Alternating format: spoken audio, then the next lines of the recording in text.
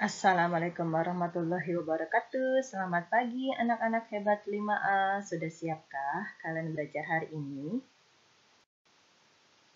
Mari berdoa sebelum belajar. Bismillahirrahmanirrahim. Rabbi zidni ilma warazukni fahma. Amin.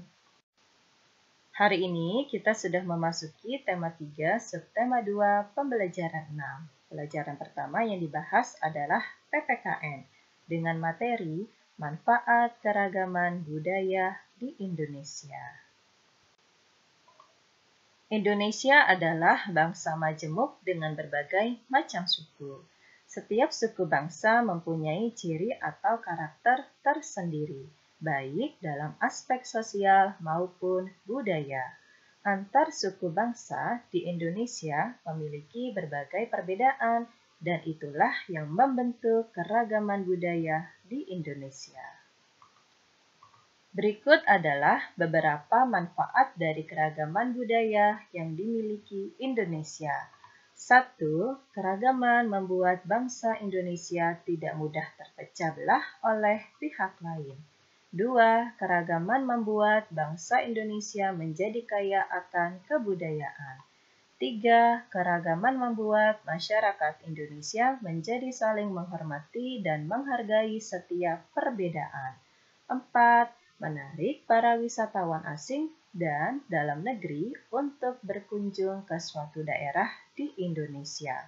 5. Memperluas wawasan masyarakat tentang keragaman budaya di Indonesia. Kebudayaan sangat erat hubungannya dengan masyarakat.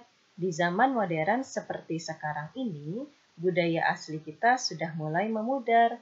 Generasi muda zaman sekarang umumnya sangat antusias dengan perkembangan budaya luar negeri. Diperlukan peran serta masyarakat dalam menjaga kelestarian budaya sendiri tanpa harus menutup diri dari budaya luar.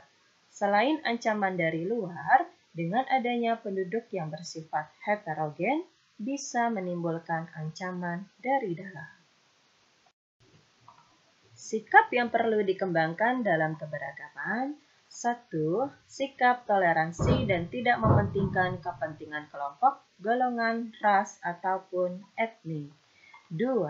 Sikap untuk menegakkan hukum bagi semua warga tanpa memandang kedudukan dan kepentingan golongan. 3. Sikap nasionalisme, yakni cinta tanah air. 4.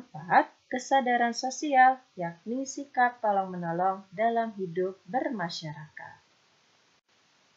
Pelajaran kedua SPDP, mengenal properti tarian dari berbagai daerah.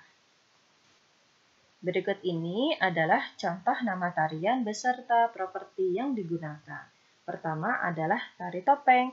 Properti yang digunakan topeng dan kipas. Kedua adalah tari reog. Propertinya topeng reog.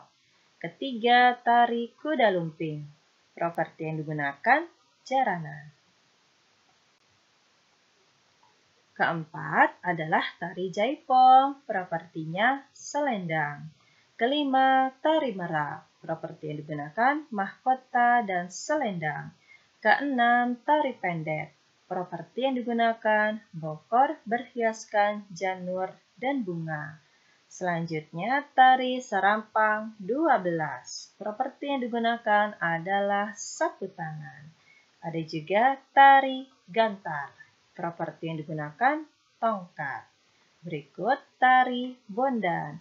Propertinya payung, boneka, dan kendi. Terakhir adalah tari piring.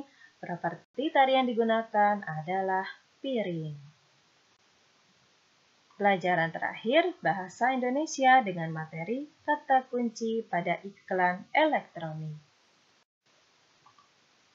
Agar dapat menemukan kata kunci, kita perlu mengetahui isi iklan tersebut dengan baik. Kata kunci merupakan inti atau konsep yang berhubungan dengan produk atau jasa yang sedang ditawarkan dalam sebuah iklan.